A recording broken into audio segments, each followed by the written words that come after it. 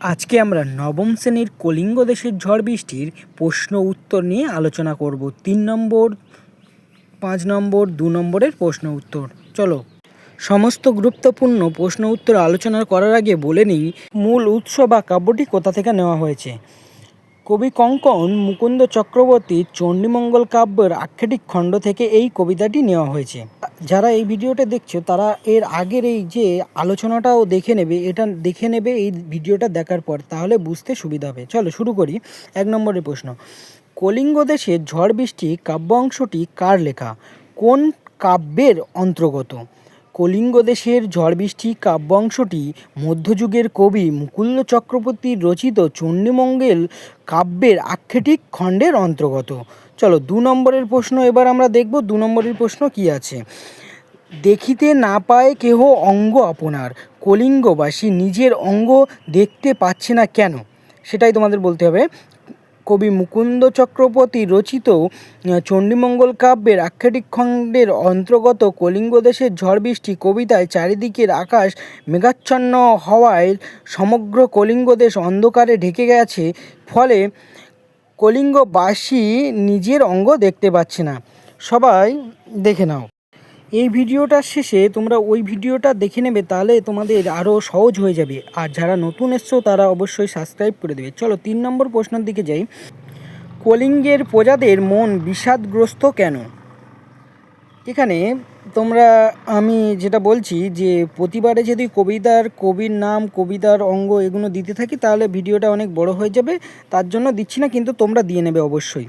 চলো উত্তরটা হবে, চারি মেঘে ঢাকা অবস্থায় মুষলধারে বৃষ্টিপাতের সঙ্গে ঘন ঘন মেঘের ঢাকে প্রজারা ভয়াবহ বিপদের আশঙ্কায় বিষাদগ্রস্ত হয়ে পড়েছিল। 4 নম্বর প্রশ্ন, হুড় হুড় দূর দূর বয়ে ঘন ঝড় উক্তিটির তাৎপর্য কী? তাৎপর্য হলো কলিঙ্গ দেশে মেঘের প্রবল গর্জন এবং মুষলধারে বৃষ্টিপাতের সঙ্গে যে প্রচণ্ড ঝড় হচ্ছিল তার ভয়াবহ রূপ প্রকাশ পাচ্ছে। এবার 5 নম্বরে, শ্রী কবি কঙ্কন কার উপাধি? শ্রী কবি কঙ্কন কবি মুকুন্দ চক্রবর্তীর উপাধি। ধুলে আচ্ছাদিত হইল যে ছিল হরিত, লাইনটির অর্থ লেখো। লাইনটির অর্থ হলো সবুজ শস্যক্ষেত্রে ধুলোয় ঢেকে গেল। এবার 7 নম্বরে কি বলছে? প্রজা চমকিত হলো কেন? বিধ্বংসী ঝড় সৃষ্টির তাণ্ডবে সমগ্র কলিঙ্গ দেশ ধুলোয় ঢেকে যায় এবং প্রবল দুর্যোগে শস্যক্ষেত্রের সমস্ত ফসল নষ্ট হয়ে যাওয়ায় প্রজারা চমকিত হয়ে পড়ে। এবার 8 নম্বরে বলছে, চারি মেঘে জল দেয় অষ্টগজরাজ, চারি মেঘের এবং অষ্টগজরাজের নাম লেখো। চারি মেঘের নাম সংবর্ত, আবর্ত, পুষ্কর, দ্রোণ। অষ্টগজরাজের নাম হলো ঐরাবত, পুণ্ডরিক, বামন, কুমুদ, অঞ্জন, পুষ্পদণ্ড, সার্বভৌম ও সুপ্রতীক। এবার পরের প্রশ্নের দিকে যাই। কলিঙ্গবাসী জৈমিনীকে স্মরণ করেন কেন? মেঘ ঝড় বৃষ্টির সঙ্গে প্রবল বজ্রপাতের হাত থেকে রক্ষা পাওয়ার জন্য কলিঙ্গবাসী ঋষি জৈমিনীর কথা স্মরণ করছিলেন। এবং 10 নম্বরের প্রশ্ন, কলিঙ্গ দেশে একটানা কতদিন বৃষ্টিপাত হয়েছিল? কলিঙ্গ দেশে টানা 7 দিন প্রবল বৃষ্টিপাত হয়েছিল। এবার পরের প্রশ্ন, ভাদ্রপদ মাসে যেন পড়ে থাকা তাল, কবি কোন বিষয়ের সঙ্গে এমন তুলনা করেছেন? প্রবল ঝড় বৃষ্টির ঘরের চাল ভেদ করে যে শিল মেঝেতে এসে পড়ছিল তার সঙ্গে ভাদ্র মাসের পাকা তালের তুলনা করা হয়েছে এখানে। চণ্ডীর আদেশ পান বীর হনুমান, আদেশে পেয়ে হনুমান কি করেছিল? দেবী চণ্ডীর আদেশ পেয়ে বীর হনুমান মট্ট অট্টলিকা ভেঙে খান খান করেছিল। এবার চণ্ডীর আদেশে নদ নদী কী করে? নদ নদী কলিঙ্গ দেশের দিকে ছুটে যায় আর চারিদিকে তারা পর্বতের সমান ঢেউ তোলে। এই হলো তোমাদের 2 নম্বরের প্রশ্ন। প্রশ্নগুলো আরেকবার দেখে নাও সবাই, এই প্রশ্নগুলো ভালোভাবে দেখে নাও। 12 নম্বরের প্রশ্ন ওটা দেখে নাও। তারপরে তোমার হচ্ছে গিয়ে এই যে ভাদ্র মাসে যেন পড়ে থাকা তাল, এটাও দেখে নেবে। এই প্রশ্নটা দেখে নেবে কলিঙ্গ দেশের। এইগুলো তোমাদের যা আছে সবই তোমাদের 3 নম্বরের 2 নম্বরের প্রশ্ন। এবার যাব আমরা 3 নম্বরের প্রশ্নের দিকে। 3 নম্বরের প্রশ্নই তোমাদের যেটা থাকবে সেটা হচ্ছে, দেখিতে না পায় কেহ অঙ্গ আপনার, কারোর অঙ্গ দেখতে না পাওয়ার কারণ কি? উত্তর কবি কঙ্কন মুকুন্দ চক্রবর্তীর রচিত চণ্ডীমঙ্গল কাব্যের আখ্যায়িক খণ্ডের অন্তর্গত কলিঙ্গ দেশের ঝড় বৃষ্টি। কবিতায় কলিঙ্গ দেশের ভয়াবহ প্রকৃতির বিপর্যয়ের উল্লেখ করা হয়েছে। কলিঙ্গ দেশে ভয়াবহ প্লাবনের আশঙ্কা দেখা যায়। আকাশে ঘন কালো মেঘ ছেয়ে যায়, ফলে সমগ্র কলিঙ্গ দেশ অন্ধকারে ঢেকে যায়। কালো মেঘের বুক চিরে ঘন ঘন বিদ্যুতের চমকানি দেখা যায়। অন্ধকারে এতটাই ঘন হয়ে ওঠে যত ভেদ করে প্রজাদের নিজের চেহারা পর্যন্ত দেখার উপায় থাকে না। দেখে দেখে লিখে নাও সবাই। এবার আমরা পরের প্রশ্নের দিকে যাই। পরের প্রশ্ন হচ্ছে, ঈশানে উড়িল মেঘ সগনে চিকুর, তাৎপর্য ব্যাখ্যা করো। এর তাৎপর্য, কবি কঙ্কন মুকুন্দ চক্রবর্তীর কলিঙ্গ দেশের ঝড় বৃষ্টি কবিতায় আকস্মিক প্রাকৃতিক বিপর্যয় শুরু হয়, তৈরি হয় বন্যার আশঙ্কা। প্রবল ঝড় বৃষ্টি কলিঙ্গ দেশের সর্বনাশ ডেকে আনে। উত্তরাংশটিতে সেই ভয়াবহ বিপর্যয়ের বর্ণনা করা হয়েছে। কলিঙ্গ দেশে আকাশের উত্তর পূর্ব অর্থাৎ ঈশান কোণে মেঘের ঘনঘটায় চারিদিকের অন্ধকারচ্ছন্ন হয়ে পড়েছে। প্রজারা সেই অন্ধকারে নিজেদেরকেও দেখতে পাচ্ছে না। মেঘের বুক চিরে অবিরাম বিদ্যুতের ঝিলিক থেকে আরও ভয়াবহ করে তোলে। এবার পরের প্রশ্ন দেখো, প্রবল গনিয়া প্রজা ভাবিয়া বিষাদ, প্রসঙ্গ উল্লেখ করে প্রজাদের। বিষাদের কারণ আলোচনা করো। কলিঙ্গ দেশের ঝড় বৃষ্টি বাক্যাংশ থেকে নেওয়া। কলিঙ্গ দেশের প্রজাদের কথা বলা হয়েছে। কলিঙ্গ দেশের আকাশে হঠাৎ প্রচুর মেঘ জমাট বাঁধে। ঈশান কোণে জমাটটা বাঁধা মেঘ সারা আকাশে ঢেকে ফেললে সর্বত্র অন্ধকার নেমে আসে। উত্তরে প্রবল বাতাসে দূর থেকে মেঘের গম্ভীর আওয়াজ আসে ভেসে। মেঘের প্রবল গর্জন এবং ঘন ঘন বিদ্যুতের চমক সঙ্গে শুরু হয় প্রবল বৃষ্টিপাত। মহাপ্লাবনের আশঙ্কায় প্রজারা আতঙ্কিত হয়ে পড়ে। এবার পরের প্রশ্ন দেখো, বিপাকে ভবন ছাড়ি প্রজা দিল লড় শব্দের অর্থ কী? কোথাকার প্রজারা কী কারণে বিপদে পড়েছিল? এখানে রড় শব্দের কথার অর্থ হলো পালিয়ে যাওয়া। দেবী চণ্ডীর ইচ্ছা অনুযায়ী কলিঙ্গ দেশে প্রবল ঝড় বৃষ্টি বিপর্যয় ডেকে আনে। আকাশ ঘন মেঘে ঢেকে যায়। ঘন অন্ধকারে প্রজাদের নিজেদের চেহারা পর্যন্ত দেখার উপায় থাকে না। প্রবল বৃষ্টির সঙ্গে মেঘের গভীর গর্জন ও ঝড়ের তাণ্ডবে সেখানকার প্রজারা বিপদের আশঙ্কায় ঘর বাড়ি ছেড়ে পালিয়ে যায়। এবার পরের প্রশ্ন দেখো, পরিচ্ছন্ন নাহি সন্ধ্যা দিবস রজনী, পরিচ্ছন্ন শব্দের অর্থ কী? কবি এরকম বলেছেন কেন? কবি মুকুন্দ চক্রবর্তীর লেখা কলিঙ্গ দেশের ঝড় বৃষ্টি কবিতায় পরিচ্ছন্ন শব্দটির অর্থ হল বিভেদ বা পার্থক্য। দেবী চণ্ডীর ইচ্ছায় কলিঙ্গ দেশে ভয়াবহ প্রকৃতি বিপর্যয় সৃষ্টি হয়। সমগ্র আকাশে মেঘে ঢেকে যায়। বিদ্যুৎ চমক আর মেঘ গর্জনের সঙ্গে প্রবল বৃষ্টি শুরু হয়। প্রজারা ভয় পেয়ে ঘরবাড়ি ছেড়ে পালিয়ে যায়। সবুজ শস্যর ক্ষেত ধুলোয় ঢাকা পড়ে যায়। প্রবল বৃষ্টির জলে ডুবে যায় চারপাশ। জল স্থল একাকার হয়ে পথ হারিয়ে যায়। মেঘের গর্জন, কেউ কারোর কথা শুনতে পায় না।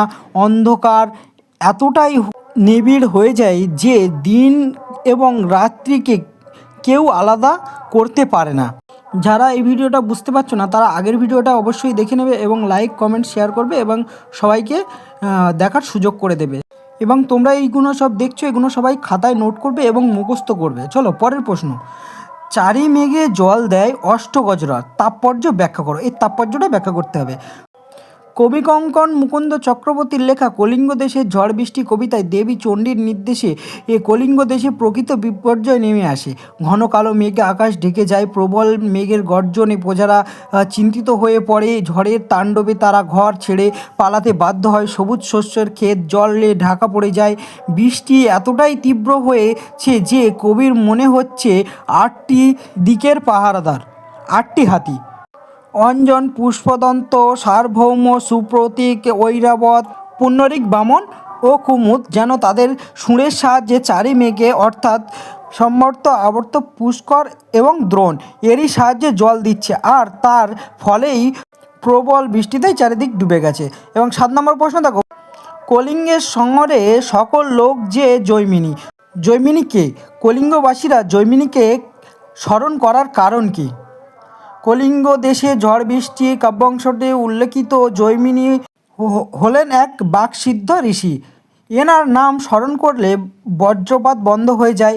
এই বিশ্বাসে বজ্রপাতের সময় মানুষ এনার নাম কীর্তন করে। কলিঙ্গ দেশের আকাশে হঠাৎ ঘন কালো মেঘ জমে ওঠে। আকাশ ভাঙা মেঘ থেকে বৃষ্টি নামে মুষলধারায়, মেঘের গভীর গর্জন, ঘন ঘন বজ্রপাত, ঝড়ের প্রবল তাণ্ডবে ভীত কলিঙ্গবাসী এই ভীষণ বিপদ থেকে উদ্ধার পাওয়ার জন্য ঋষি জৈমিনীকে স্মরণ করে। পরের প্রশ্ন, না পায় দেখিতে কেহ রবির কিরণ, কারা কেন রবির কিরণ দেখতে পায়নি? কলিঙ্গ দেশে ঝড় বৃষ্টির কাব্যাংশ থেকে নেওয়া উক্তিটির ঝড় বৃষ্টিতে বিপর্যয় কলিঙ্গবাসীর কথা বলা হয়েছে। কলিঙ্গ দেশের আকাশে হঠাৎ প্রচুর মেঘ জমাট বাঁধে। মেঘের ঘনঘটার মাঝে বিদ্যুতের ঝলকে সমগ্র কলিঙ্গ দেশে কেঁপে ওঠে। দূর দিগন্ত থেকে মেঘ ছুটে আসে এবং মেঘের গম্ভীর আওয়াজের সঙ্গে শুরু হয় মুষলধারায় বৃষ্টি। কালো মেঘে চারিদিকে মেঘাচ্ছন্ন হয়ে যাওয়ায় দিন রাত্রি পার্থক্যই সম্ভব হয় না কলিঙ্গবাসীর। 7 দিন একটানা প্রবল বৃষ্টিপাতের কারণে তারা সূর্যের আলো পর্যন্ত দেখতে পায় না। পরের প্রশ্ন, ভাদ্রপদ মাসে যেন পড়ে থাকা তাল, কোন প্রসঙ্গে কথা বলা হয়েছে? কবি কঙ্কন মুকুন্দ চক্রবর্তী রচিত কলিঙ্গ দেশের ঝড় বৃষ্টি কাব্যাংশে কলিঙ্গ দেশে যে ভয়াবহ বৃষ্টি শুরু হয়েছিল তার বর্ণনা করা হয়েছে। আকাশে কালো করা বিপুল মেঘের রাশির সাথে বৃষ্টির বন্যার সৃষ্টি হয় কলিঙ্গে। টানা 7 দিনে একটানা বৃষ্টিতে প্লাবিত হয় সমগ্র কলিঙ্গ দেশ। তার সাথে অনবরত শিল পড়তে শুরু করে। ভাদ্র মাসে তাল পেকে যেমন গাছ থেকে পড়ে যায়, ঠিক তেমনভাবে বড় আকারের শিল ঘরের চাল ভেদ করে মেঝেতে পড়ে, প্রজাদের ঘরবাড়ি নষ্ট করে দেয়। এবার দেখো, এই প্রশ্নগুলো সব ভালো করে দেখে নাও। এগুলো সব তোমরা মুখস্থ করে ফেলবে এবং খাতাতে ভালো করে আগে নোট করে নাও। নোট করে নিয়ে সেগুলো পড়ো, পড়ে মুখস্থ করো, করে তোমরা তুলে ফেলো প্রশ্নগুলো। এগুলোই পড়লেই এনাফ। এবার চলো আমরা এর পরের প্রশ্ন, বড় প্রশ্ন, যে 5 নম্বরের প্রশ্ন আছে সেই প্রশ্নের দিকে যাব। দেখো, কলিঙ্গ দেশের ঝড় বৃষ্টি কবিতায় প্রকাশিত প্রাকৃতিক বিপর্যয়ের চিত্র কতটা বাস্তবের সঙ্গে চিত্রিত হয়েছে তা আলোচনা করো। কবি কঙ্কন মুকুন্দ চক্রবর্তী রচিত চণ্ডীমঙ্গল কাব্যের আখ্যায়িক খণ্ডের অন্তর্গত কলিঙ্গ দেশের ঝড় বৃষ্টি কাব্যাংশে দেবী চণ্ডী তার কৃপাধন্য বাধ্য কালকেতুর তৈরি গুজরাট নগরে বসতি প্রতিষ্ঠার জন্য কলিঙ্গে প্লাবন ঘটায়। কলিঙ্গের আকাশে ঈশান কোণে মেঘ জমা হয়, ঘন ঘন বিদ্যুতের ঝলকানি দেখা যায়। দূর দিগন্তে মেঘের গম্ভীর ধ্বনির সঙ্গে শুরু হয় মুষলধারে বৃষ্টি। বিপদের আশঙ্কায় প্রজারা ঘর ছেড়ে দ্রুত পালাতে থাকে। ঝড়ের দাপট শস্য ক্ষেত এবং সবুজ গাছপালা নষ্ট হয়ে যায়। 8 দিকের 8টি হাতি বৃষ্টিধারায় সব ভাসিয়ে নিয়ে যেতে চায়। প্রবল বর্ষণের পথঘাট জলে ডুবে যায়। ঘর অন্ধকারে দিন রাত্রি পার্থক্য মুছে যায়। জলমগ্ন রাস্তায় সাপ ভেসে বেড়াতে থাকে।